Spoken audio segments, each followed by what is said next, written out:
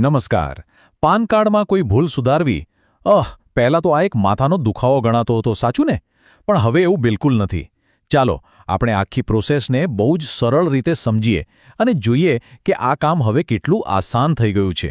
ઘણીવાર એવું બને છે ને કે નામમાં કોઈ સ્પેલિંગ મિસ્ટેક હોય, જન્મ તારીખ ખોટી છપાઈ ગઈ હોય કે પછી બીજું કંઈક. આમ તો આ બહુ સામાન્ય વાત લાગે, પણ એને જો નજરઅંદાજ કરીએ ને તો પછી બેન્કિંગ હોય કે ટેક્સના કામકાજ, ત્યાં મોટી મુશ્કેલી ઊભી થઈ શકે છે.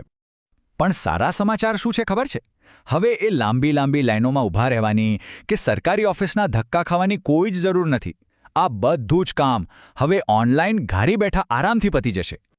તો આજે આપણે શું શું જોવાના છીએ? પહેલાં તો એ સમજીશું કે પેન કાર્ડના સુધારા ઓનલાઈન કેવી રીતે થાય છે. પછી એની બે સરળ રીતો કઈ છે, તમારી જરૂરિયાત પ્રમાણે કઈ રીત પસંદ કરવી એ પણ જોઈશું, અને પછી અરજી કરવાના એકદમ સિમ્પલ સ્ટેપ્સ. અને હા, છેલ્લે કેટલો ચાર્જ લાગે અને કેટલો સમય લાગે એની પણ વાત કરીશું. તો ચાલો ફટાફટ શરૂ કરીએ. તો પહેલો અને સૌથી મહત્વનો પોઈન્ટ એ છે કે આખી પ્રોસેસ હવે થઈ ગઈ છે ડિજિટલ, અને એના કારણે જ આ કામ પહેલાં કરતાં ઘણું વધારે સહેલું અને ફાસ્ટ બની ગયું છે. અને સાચું કહું ને તો આ જ સૌથી મોટો ફેરફાર છે. વિચારો, જે કામ માટે પહેલાં અઠવાડિયાઓ નીકળી જતા, ઓફિસોના ધક્કા ખાવા પડતા, એ જ કામ હવે ઘરે બેઠા બસ થોડી જ મિનિટોમાં શરૂ કરી શકાય છે. કમાલ છે ને? તો સવાલ એ છે કે ઓનલાઈન સુધારા કરવા માટે કયા ઓપ્શન્સ છે? મુખ્ય રીતે બે સરકારી પોર્ટલ છે જેના દ્વારા આ પ્રોસેસ થઈ શકે છે. અને આ પોર્ટલ પર તમને બે અલગ અલગ મેથડ્સ મળશે. આ પ્રોસેસ શરૂ કરવા માટે NSDL, જેનું નામ હવે પ્રોટીન થઈ ગયું છે, અથવા તો UTITSL, આ બેમાંથી કોઈ પણ એક ઓફિશિયલ વેબસાઇટ પર જવાનું હોય છે. યાદ રાખજો, આ બંને ગવર્મેન્ટ ઓથોરાઇઝ્ડ પોર્ટલ્સ છે. હવે જેવી આ પોર્ટલ પર પહોંચો, ત્યાં એક બહુ જ અગત્યનો નિર્ણય લેવાનો આવે છે. એ નિર્ણય છે કે એપ્લિકેશન કરવા માટે કઈ મેથડ વાપરવી. અને આનો જવાબ તમારી જરૂરિયાત પર ડિપેન્ડ કરે છે. ચાલો હવે એ જ સમજીએ કે કઈ મેથડ ક્યારે પસંદ કરવી. જો આખો ડિસિઝન એક જ વાત પર છે.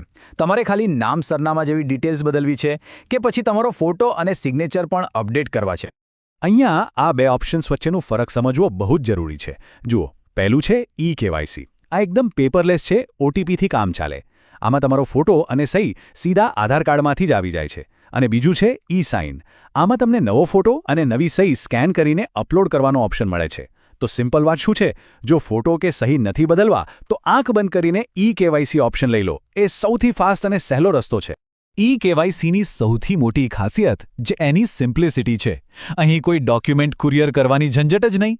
બસ તમારા આધાર લિંક્ડ મોબાઈલ નંબર પર એક OTP આવશે અને બસ વેરિફિકેશન પૂરું. નામ, જન્મ તારીખ જેવા નાના સુધારા માટે તો આ બેસ્ટ ઓપ્શન છે. પણ ધારો કે પાન કાર્ડ પરનો ફોટો બહુ જૂનો થઈ ગયો છે, અથવા તો તમારી સહી બદલાઈ ગઈ છે, તો પછી તમારે e-સાઇન મેથડ જ પસંદ કરવી પડશે. આમાં તમારે તમારો નવો ફોટોગ્રાફ અને સહીની સ્કેન કોપી અપલોડ કરવાની રહેશે, જેથી તમને એકદમ અપડેટેડ કાર્ડ મળે. ઓકે, તો કઈ મેથડ પસંદ કરવી એ તો સમજાઈ ગયું.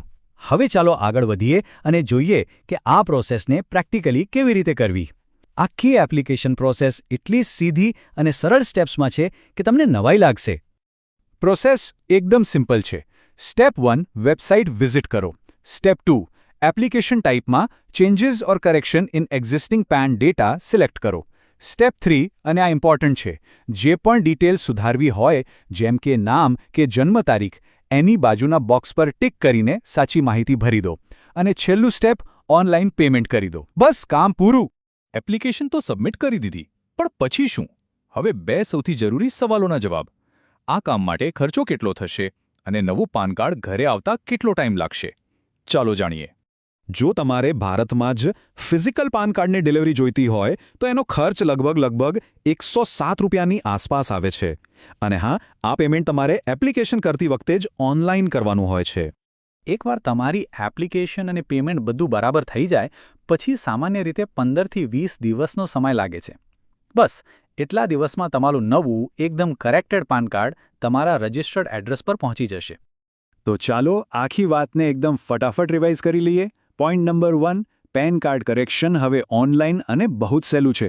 પોઈન્ટ નંબર 2, ખાલી ડિટેલ્સ બદલવી હોય તો eKYC અને ફોટો સહી અપડેટ કરવા હોય તો e-સાઇન.